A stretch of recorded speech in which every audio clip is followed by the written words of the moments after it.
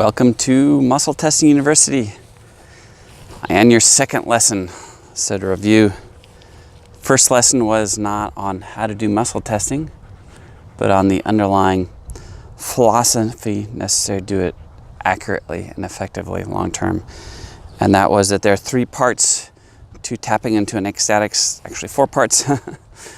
It needs to be selfless, then comes timelessness, effortlessness, and richness. So the most important thing, foundational thing in muscle testing is to just let go of your ego. You know what? It would be super weird if you're 100% accurate all the time. So the more comfortable you are with that it doesn't have to be right, the more accurate you'll be, right? So today I want to talk about a couple simple techniques on how to do muscle testing. There's many different ways to muscle test. And as you grow this skill set, you're going to need to pick a skill set that works for you, and you may change it. You know, I've changed how I do muscle testing a couple times, and until I found things that work better and faster for me.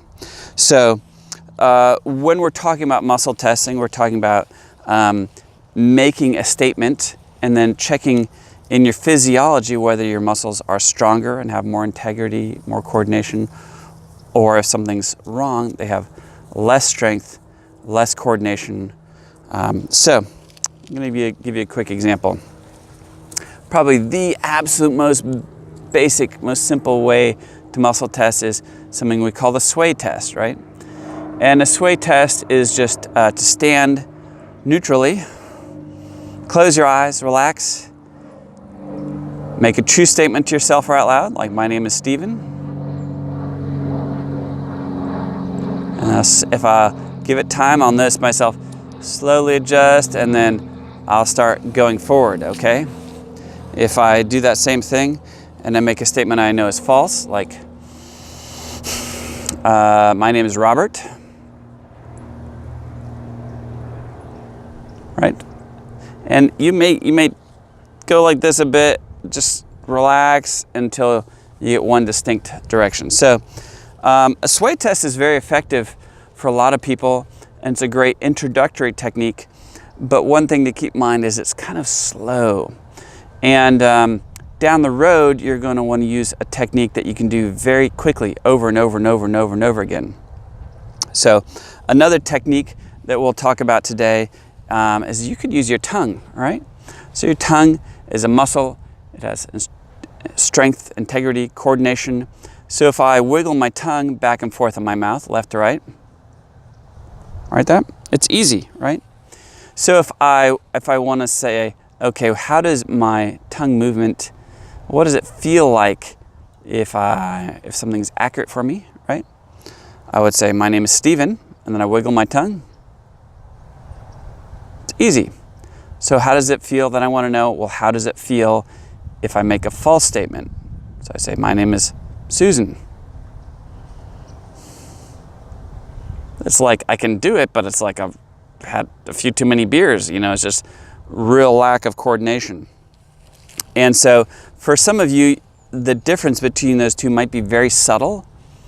And but with practice, what is subtle becomes blaringly loud, right? But it's just practice over and over and over. So the second lesson is to pick a technique to start off with, and then just practice. Practice saying yes, no, yes, no, yes, no, your name, somebody else's name, your name, somebody else's name, your name, somebody else's name, right? So it's a very simple thing to do. The other very simple way to start muscle testing is to, maybe take a type of food that you know is bad for you, like Skittles. Put it under your tongue, muscle test that. Then pick a food that you know is good. Put that under your tongue, muscle test that. Because something that is like very bad for you and is actually touching your physical body, it's like the signaling or the volume on what you're muscle testing is turned up very loud. Down the road, you'll find that you can muscle test things for people that you're not even touching, don't even see it, okay? And initially that's gonna seem weird to you, and it's gonna be hard for you to hear that clearly, right? So what you wanna do is start on simple things. your name, a yes or no, or something under your tongue that is you know is bad for you, and then compare it to something you know is good for you. So as you're doing this, you're always going back, yes, no, yes, no, yes, no. It's like, you know, when you used to do math in school and you would proofread something, right? It's like, okay, if A is true, then B is false, right? So if you get the answer, you go, okay, let me make sure I got this right, and you kind of do the problem in reverse. Similarly with muscle testing, you want to always check everything over and over and over. Every answer you get, test the opposite, right? Because it builds in you a habit of being very neutral, checking, double checking, checking, double checking, instead of assuming that you know the answer and walking down a road to prove to yourself that you're actually right. And that isn't very accurate often. Anyways, hope that's helpful. Pick a technique, practice it tons. You may have to change techniques. We'll go over a lot of other techniques as we continue lessons. But then just remember, start simple, yes or no, yes or no. All right. If you have any questions on that, leave in the comments in the video below. But this is just one of many, many videos we'll be doing on the super basics of muscle testing. Have a great day. Bye.